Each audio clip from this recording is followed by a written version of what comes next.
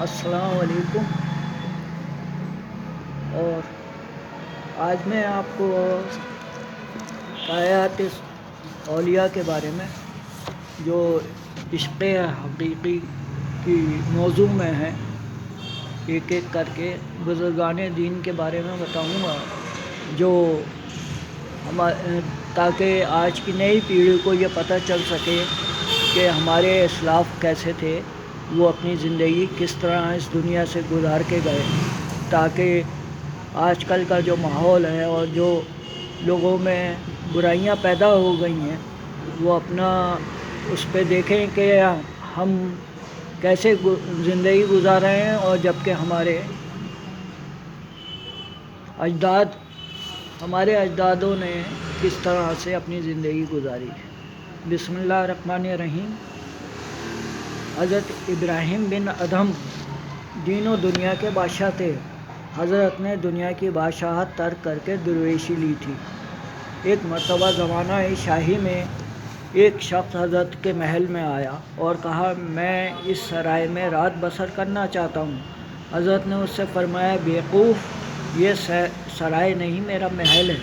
وہ بولا، لیکن آپ سے پہلے اس میں کون رہتے تھے؟ اور ان سے پہلے کون رہتے تھے؟ انہوں نے کہا، مجھ سے پہلے اس محل میں میرا باپ اور ان سے پہلے میرے دادا رہتے تھے۔ وہ شخص مسکرا کر بولا، بادشاہ آپ ہی کہیے، یہ مکان ہوا یا سرائے؟ یہاں ایک آتا ہے اور دوسرا جاتا ہے۔ حضرت یہ سن کر بہت متاثر ہوئے اور دنیا سے دل اچاٹ ہو گیا۔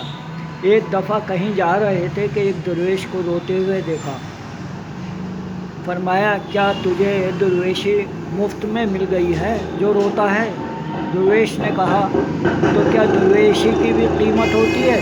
فرمایا، ہاں، میں نے بلخ کا ملک دے کر اسے خریدا ہے، اور جب غور کرتا ہوں تو مجھے یہ سودا سستا معلوم ہوتا ہے۔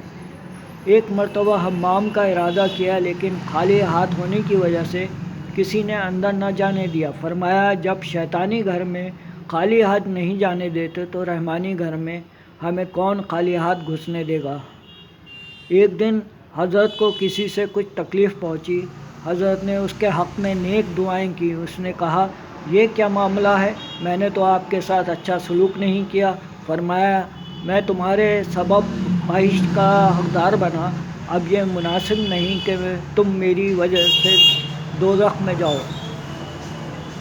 حضرت حسین منصور حلاج، جو میدان طریقت اور معرفت کے مرد ہیں، حلاج اس لیے کہتے ہیں کہ ایک دفعہ روئی کے انبار کی طرف انگلی سے اشارہ کیا، فوراً بنولے الگ ہو گیا اور روئی الگ۔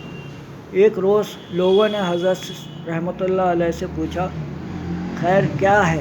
فرمایا کہ یہ کسی کے ہاتھ اور پیر کاٹ کر اسے سولی پہ چڑھا دیں تو وہ خاطر جمع رکھے۔ چنانچہ حضرت اناء الحق کا نعرہ لگانے لگے تو حضرت پر کفر کا فتویٰ لگ گیا اور کہا گیا کہ تم اناء الحق نہیں ہو، الحق کہو۔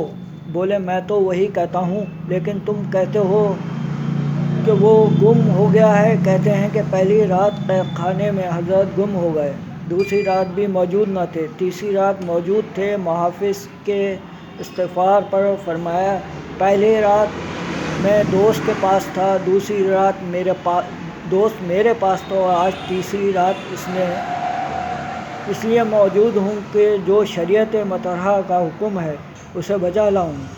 اسی دوران ایک عارف نے حضرت سے دریافت فرمایا، عشق کیا ہے؟ فرمایا کہ آپ کو پرسوں تک معلوم ہو جائے گا۔ تیسرے روز حضرت کو پھانسی دی گئی۔ پہلے حضرت کے ہاتھ اور پیر کاٹے گئے، پھر سولی پہ چڑھایا گیا۔ حضرت خواجہ جمال موصلی، جو طریقت کے چہرے کا جمال تھے، کئی سال ریاضت اور عبادت کے بعد انہیں قبر کے لائق جگہ حضور سرور کائنات دو جہاں کے قرب میں ملی۔ وصیت کی کہ جب میری قبر بنائیں تو اس پر کتبہ لکھ دیں، وہ کتا جو کسی صاحب سعادت کے پیچھے ہو لیتا وہ بہتر ہے۔ ایک دفعہ حضرت مالک بن دینار کا ایک دہریہ سے آمنا سامنا ہوا۔ دونوں نے اپنے آپ کو حق پر کہتے تھے۔ آخرکار دونوں نے فیصلہ کیا کہ ایک دوسرے کا ہاتھ پکڑ کر آگ میں سے گزریں۔ جو نہ جلے وہ حق پر ہے۔ دونوں نے ایسے ہی کیا اور دونوں آگ کے ضرر سے محفوظ رہے۔ حضرت مالک رحمۃ اللہ علیہ سوچ میں پڑ گئے اور اپنے دل میں کہنے لگے، جب دہریہ جھوٹا تھا تو کیوں نہ جل گیا؟ غیب سے انہیں الہام ہوا کہ وہ تمہاری صحبت کی برکت سے بچ گیا، کیونکہ آگ اللہ کے دوستوں پہ حرام ہے۔ ایک دوسرا واقعہ ہے، حضرت ابراہیم بن ادہم فرماتے ہیں کہ جس قدر انسان مال سے تعلق رکھتا ہے، اگر اللہ تعالیٰ سے رکھے تو وہ کبھی بھوکا نہ رہے۔ حضرت ابراہیم بن ادہم نے جب اپنے فقر کے دبدبے کی آواز ہر طرف سنی تو بارہا فرماتے کہ ہم جب سے فقر کی تلاش میں باہر نکلے ہیں، دولت مندی خود ہمارے ہاں آتی ہے۔ ایک بزرگ فرماتے ہیں، ایک مرتبہ میں نے مسجد حرام میں ایک جوان کو دیکھا جو پھٹے پرانے کپڑے پہنے یاد الہی میں مستغرق ہے۔ میرے پاس 100 درموں کی ایک تھیلی تھی۔ میں اس کے پاس لے گیا، لیکن اس نے ذرہ برابر بھی توجہ نہ کی۔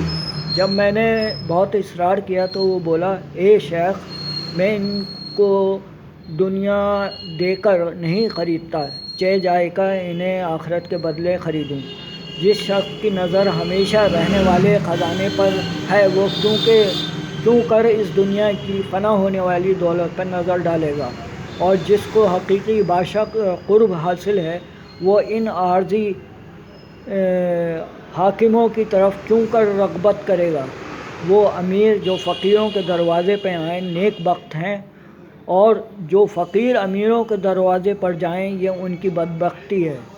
ایک مرتبہ ایک بادشاہ کسی فقیر کی زیارت کے لیے گیا، اس کے لیے چند دینار بھی لیتا گیا اور فقر کے آگے بطور نذرانہ رکھے۔ اس نے قبول نہ کیا۔ بادشاہ نے کہا، اگر آپ دینار نہیں لیتے تو مجھ سے کچھ اور ہی مانگ لیجیے۔ آج بس یہیں تک میں آپ کو بتا پایا ہوں۔ کل انشاءاللہ پھر حاضر ہوں گا آپ کی خدمت میں، اور کچھ اور اولیاء کرام کے قصے آپ کے گوش گزار کروں گا۔ انشاءاللہ آپ میرے لیے دعا کریں اور اپنے احباب میں میرے اس یوٹیوب چینل کے بارے میں بتا کے ان سے کہیں کہ اس کو سبسکرائب کریں اور بیل آئیکن کو بھی دبا دیں۔ اور میری پوسٹ روز تو نہیں آتی ہے، ایک دن چھوڑ کر آپ جب بھی میری پوسٹ آئے گی اور آپ بیل آئیکن دبائے ہوئے ہوں گے تو آپ کو سب سے پہلے وہ پوسٹ نظر آئے گی۔ اللہ حافظ، فی امان اللہ۔